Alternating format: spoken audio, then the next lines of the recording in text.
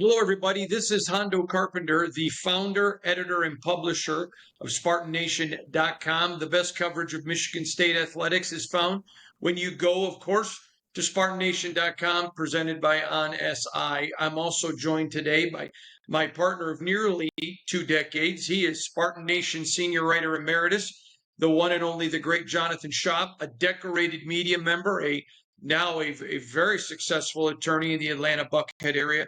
Again, who's joined us for nearly 2 decades to talk Spartan sports. John, I want all of our viewers to understand the reality. We're taping this and the game isn't over. We're taping this because with time on the clock to end the third quarter, losing 38-7 on homecoming, when you have to make a statement, that place is full of recruits, it's homecoming, alumni are back, you let the clock run out. You let the clock run out. And to make it worse, if you're unhappy with your first string, then put in your second or third. But you send the message to the team, here's the white flag, we quit. Now, I have been courtside covering Tom Izzo for a long, long time. It isn't what I do now as a senior NFL writer and a college sports writer. I'm at a bunch of other events. But in all of my time, I've seen Michigan State getting blown out in basketball. That happens. I've seen them get blown out by teams that you would think on paper they shouldn't have. And I've seen Tom be angry. And I've seen him sub guys in with more than 10 minutes to go in the second half. But I've never seen him wave a white flag and quit. To me, I'm so beyond upset. It just makes no sense to me. And listen, I know I'm manipulating this first few minutes, John, but I want to get this off my chest. I was the first advocate to push for Jonathan Smith. I was out there, I was on social media about it, and talking to people behind the scenes at Michigan State. I have been a strong advocate of him. I believe in him. He is a developer of talent. He has a great eye. I am not saying today on this podcast, fire the guy. First of all, Michigan State is committed to him financially. I mean, it's a massive commitment. But what I am saying is what we just saw is unacceptable. Forget Jay Blatt. Forget the board of trustees. And forget the president, because none of them are as powerful as Tom Izzo. The person who I know he won't say it publicly because he won't do that. That's not his character. Tom Izzo, Adam Nightingale, and the other coaches should be like, wait a minute.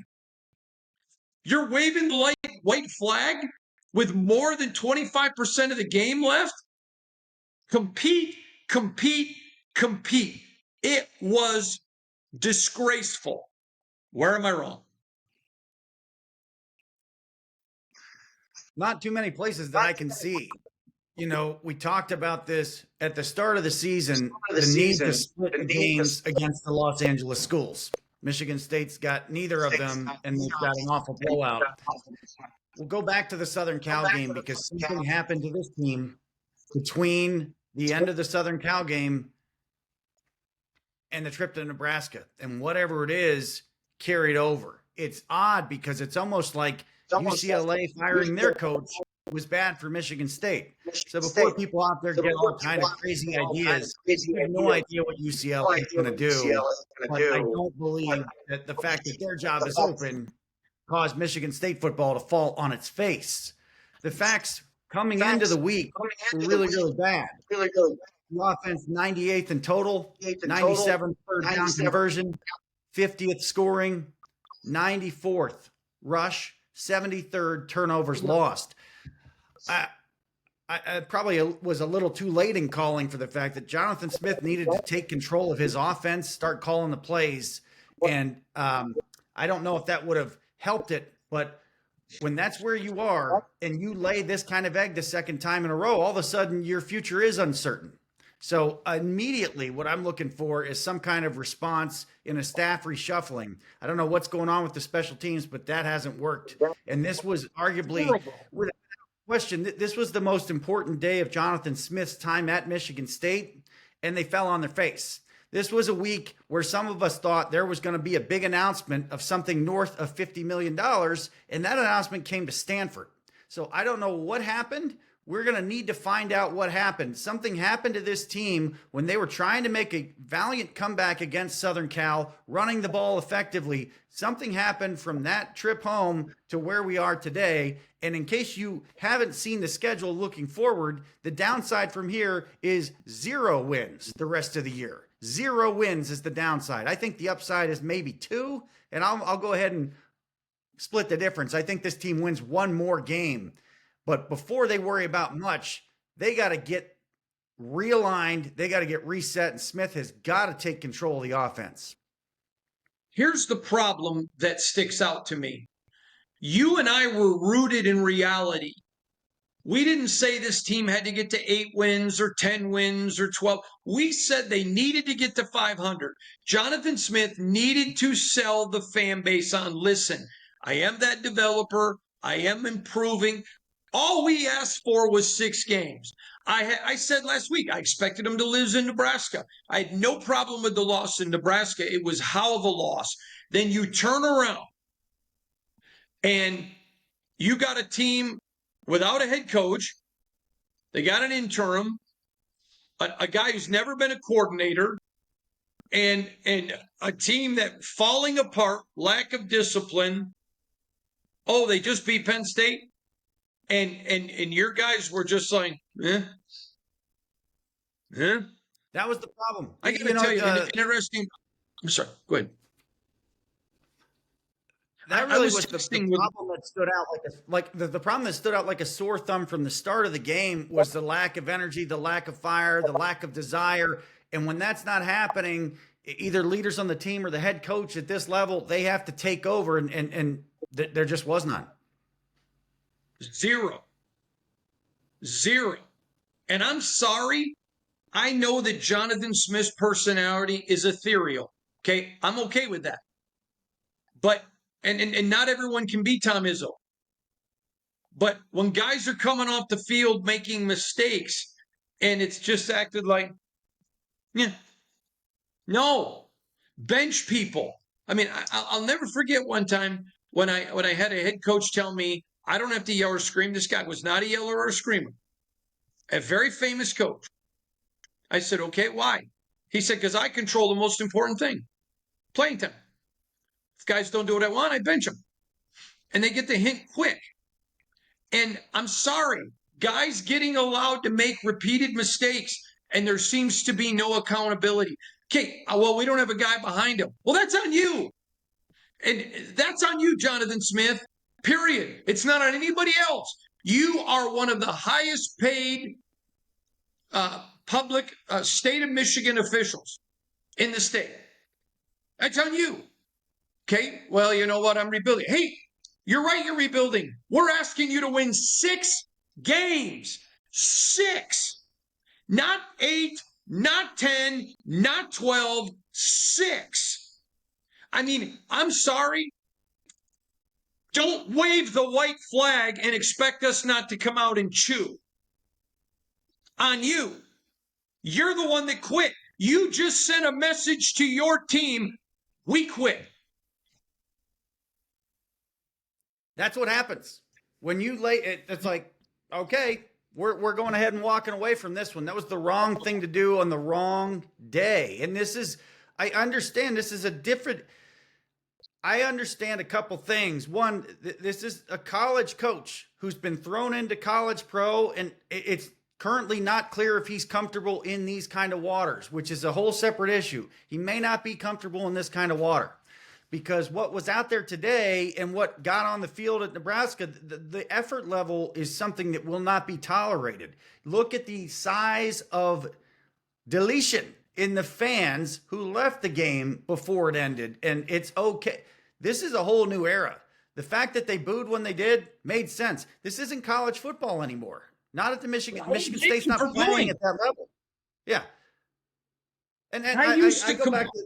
to I go back to the summer thinking, I was at a couple places where they were saying, "Hey, we just need a whole bunch of more money, and this whole thing's going to go really well."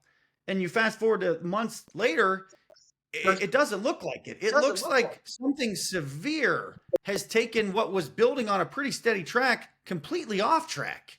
And the fact that it didn't get back on track after the Nebraska game is extraordinarily concerning. And that's why running the table with 0 wins is on the table.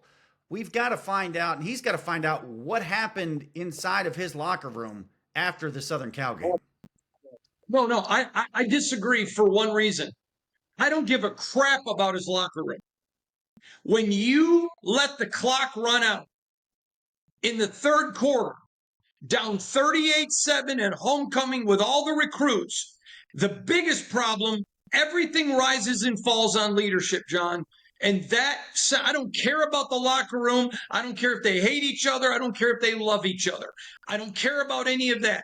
You, as the head coach, just send the message. If I'm Jonathan Smith, and I don't want this fan base to completely turn on me, and I don't even know that that's possible, then I walk out to that post game and whatever 1/12 of my salary is this year, I say, hey, I quit on this game, so I'm going to return today because I quit. I didn't coach 60 minutes. I waved a white flag. I'm sorry, it's unacceptable. We did not have unrealistic plans for this team. I took massive criticism because we talked about, hey, 6 wins. He had a big job rebuilding from what Mel Tucker did. This is a 6-win team. You could make an argument if they hit a team with some injuries, maybe they could steal a 7th, but none of us were being unrealistic. This is a fan base that deserved better than what it got. And let me go one step further. I was texting with a very well-known Spartan. Very well. I'll tell you who it is off air. Whose exact words to me were, I'm sorry, I can't repeat most of them because they're foul, okay? Appropriate, but foul. But he said to me, I will laugh in their face if they asked me for a donation to buy this out.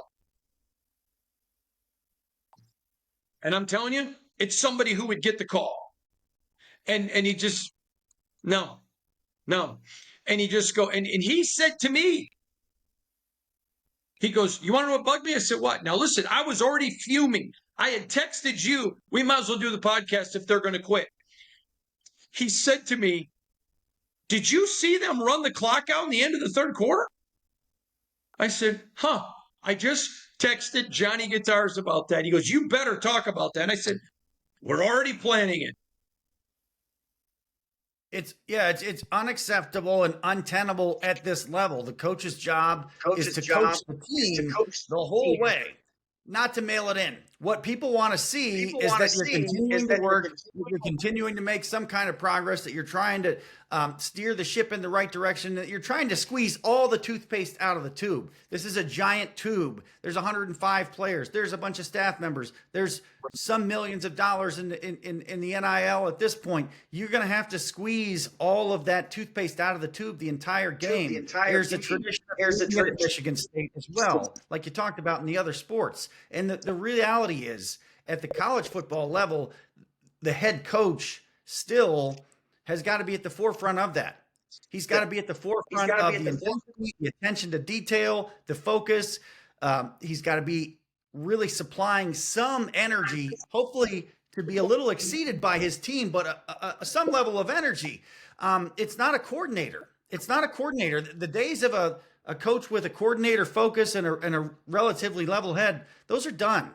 Kirk Ferentz is the last, and what a career, but he's the last of that breed. You're not going to see anybody else have success at a major level, meaning a level of a school that has been to or can compete to get into the playoffs or whatever, deeper in the playoffs.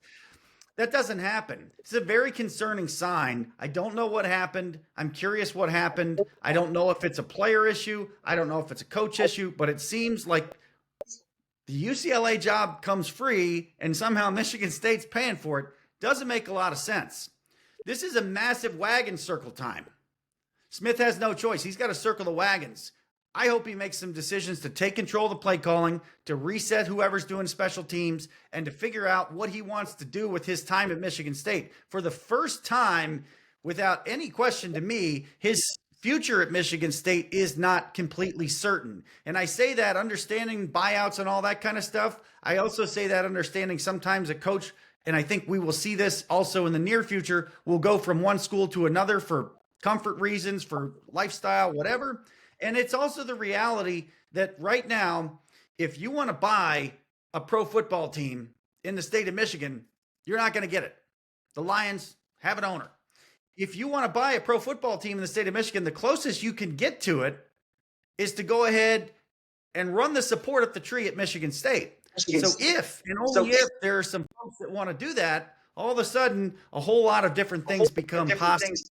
We don't know anything like this because this has never been the case at the college level. We've never seen this kind of thing where there's going to be horse trading and brokers. And I mean, literally, if somebody wants to pretty much own a college football team, if they've got a big enough checkbook, as we've seen Texas Tech and some other places, it can be done. I don't know what's all going on here, but we know the reality of athletic directors and their biggest accomplishments as athletic directors. We don't know the timing of what that is, but this has all just been thrown in the air. I go back to the second half of the USC game and what I saw with the counters and moving the ball on the ground. What happened to this team? What happened to this staff between now and then?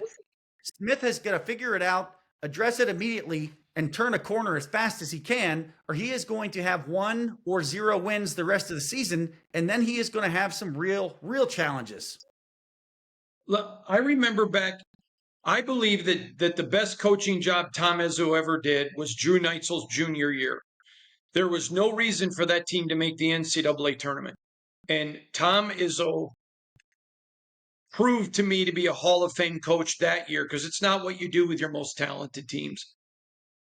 And I remember talking to him late one night. It was after a game. The team was already at home. I'm driving back. He was already at home at his house. He'd already watched the film. It was a long drive. And I was talking to him on the phone, and we were talking about a particular part in the game where he'd come down on his team really, really hard. And we were talking about that. And I'll never forget something Tom Izzo said to me because I have talked about this with multiple pro football coaches, college coaches, all of them. He said to me, I don't care if you're up 50, down 50, or tied. There is never an excuse for poor effort. He goes, I don't care if you're a walk-on. I don't care if you're a 5-star. Actually, I think he just said a star. I said 5-star. But he said, there's never an excuse. Effort. And I'm sorry, John. And you know what? I've had some people say to me after last week, well, you know, you're too enamored with Izzo to be a realist. No, I'm not. I respect him. He's my friend. I think he's the gold standard of coaches. I expect Izzo to get to the tournament every year. I didn't expect that from Jonathan Smith last year. And this year, wanting to get to 6 games, it's because I understand how big football is and how bad Mel Tucker had done.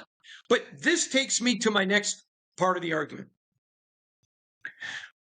When I first made the announcement that I thought Michigan State needed to go after him, I had already talked to some of the powers that be and put them out there. And I had people at Oregon State who called me out on national stuff saying, you know, why would he leave, whatever. And I talked about Michigan State has NIL. They don't have that at Oregon State. Oregon State may be a team without a league. Michigan State's in the best in the Big Ten. Michigan State, massive stadium, awesome facilities, yada, yada, yada. That's all true. There is no comparison between the two programs.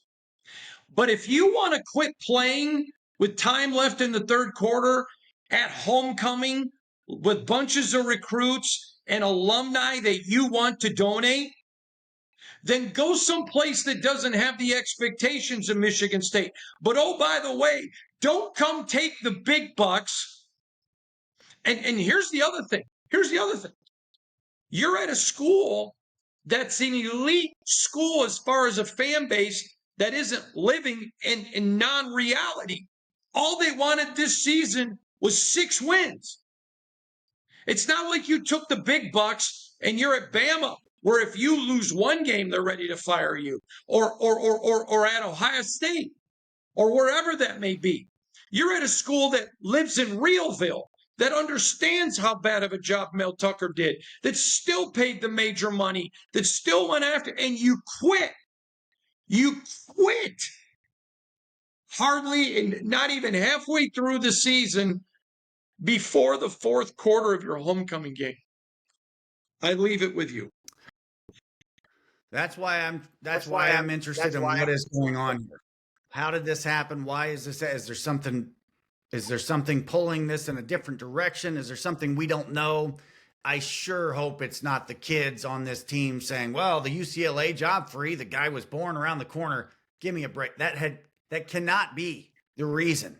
And if it was even a sniff of it, the head coach has got to knock that out in a second. Well, and I'm going to defend Jonathan Smith. I'm going to defend Jonathan Smith for a minute, because in my role as a senior college writer, I kind of know what's going on there.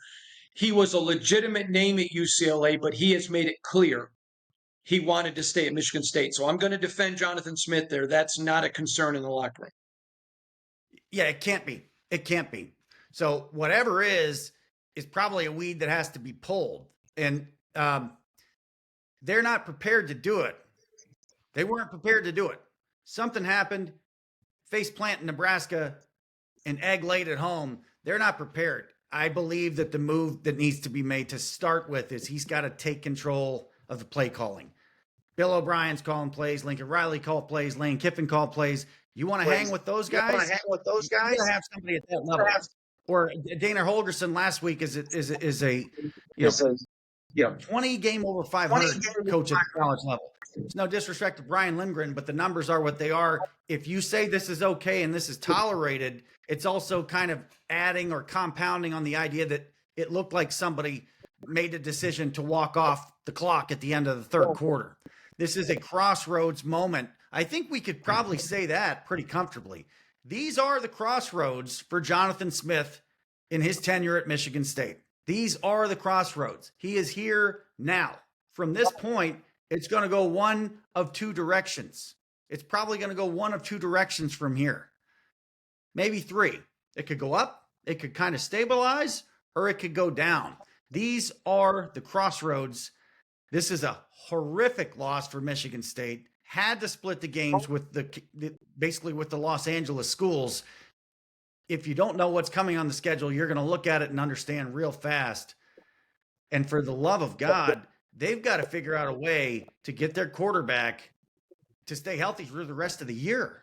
I'm now starting to worry a little bit, Hondo, that Childs is maybe going to say, you know what, I may need to step back and prioritize my health over winning. And to his credit, it looks like he wants to win. But sometimes you try to do too much, you take too many hits. And for weeks and weeks, we've talked about this because we've seen it. It caught up with him today. I'm also a little curious about what the future of Aiden Childs looks like. If he gets to the point where he cannot be protected well enough to stay healthy, you're going to start to see players make decisions to pull back for the betterment of the entire career themselves. Yeah, I want to make one other statement. I said I was going to let you finish, but I think this is really, really important. I want to make this clear. My anger, first of all, is I've been outspoken nationally as a media member. I mean, nationally outspoken for Jonathan Smith. And I am a Spartan. I mean, I got tons of people around the NFL that always say to me every week, hey, I had an NFL GM say to me last night. He said, hey, Sparty, you guys going to get back on the right track? I said, yeah, we are. Okay.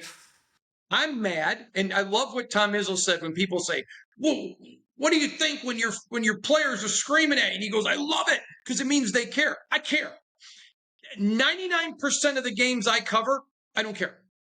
I sit at the Super Bowl, I don't care. I sit at NFL games, I don't care. I'm there to cover it.